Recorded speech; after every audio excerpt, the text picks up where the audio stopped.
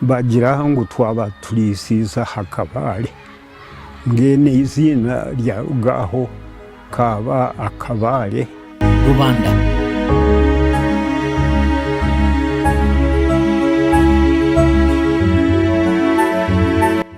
Before churches crowned these hills, before cathedral bells echoed across the valleys, before priests, sisters, and catechists spread the gospel, Kigezi was already a land of remarkable beauty, a land of courageous people, a land shaped by rich traditions and deep respect for family, community, and God. Yet one question remained. How did this remote corner of southwestern Uganda become one of the strongest Catholic communities in the country?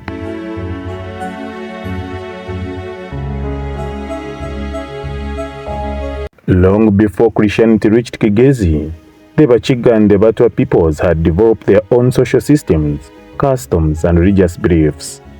Life revolved around family, clan, and respect for elders. People believed in a supreme creator, while also recognizing the importance of ancestral spirits.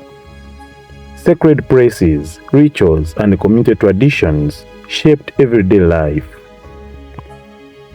Although the gospel had not yet arrived, the people already possessed values that would later help them embrace Christianity, hospitality, discipline, respect for authority, and strong family bonds.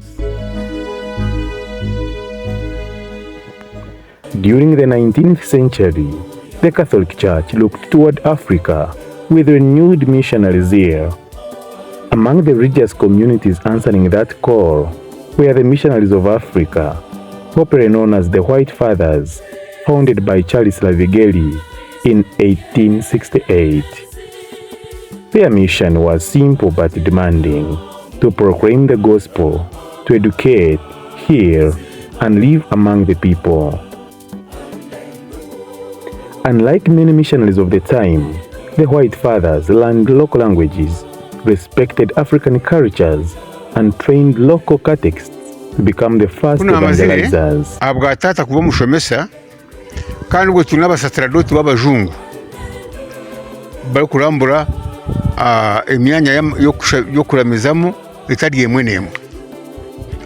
Nanye nkatunga umugisha abafatha abo b'abajungu kubabere bijo owitu okushomesa abakristo abo kutaha aha mwanya ogwo abafatha babere ni bataho nabo kandi nshira kubayamba aho no banshabire bamburize ngo gitani no kunda kuzo mu seminariyo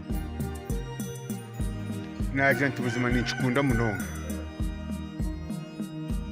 bwanyuma babuza tata na wikiriza nacho bena unaona tungire chance yo kuzo mu seminariyo. Reaching Kigezi was never easy. The region was isolated. Roads hardly existed. The terrain was mountainous. Travel often meant walking for days through forests, valleys, and steep hills. Yet the missionaries persevered. Step by step, village by village, they carried the gospel into one of Uganda's most rugged regions. One place would become the heart of Catholicism in Kigezi, Rushoroza. Its central location made it ideal for missionary work.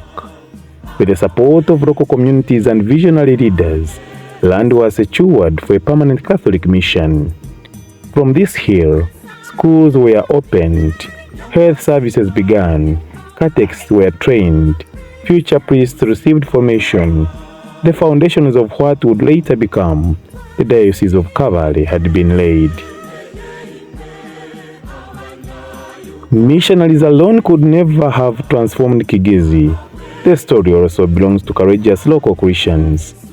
Among the remembered pioneers was Paul Ngorogoza, whose generosity and commitment helped the church establish itself at Rushoroza.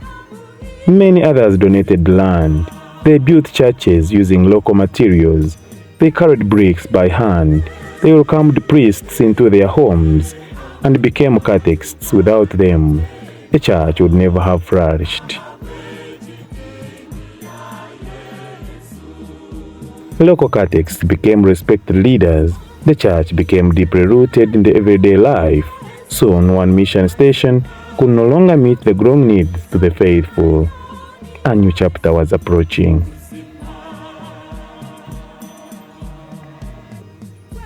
For many years, Kigezi formed part of larger Catholic jurisdictions, eventually becoming part of the Diocese of Mbarara after the reorganization of the former Apostolic Vicariate of Rwenzori.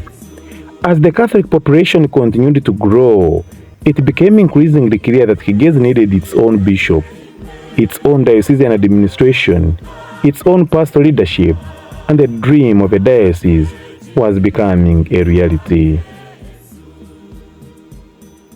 The seeds planted by missionaries, watered by catechists, protected by families, and strengthened by countless faithful believers had grown into a flourishing church.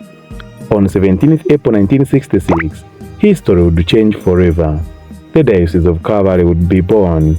But how exactly did this happen? Who made the decision? Who became the first shepherd of the new diocese?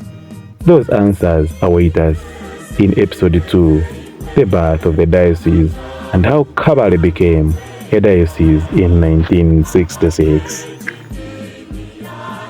I am Davis Omjisha.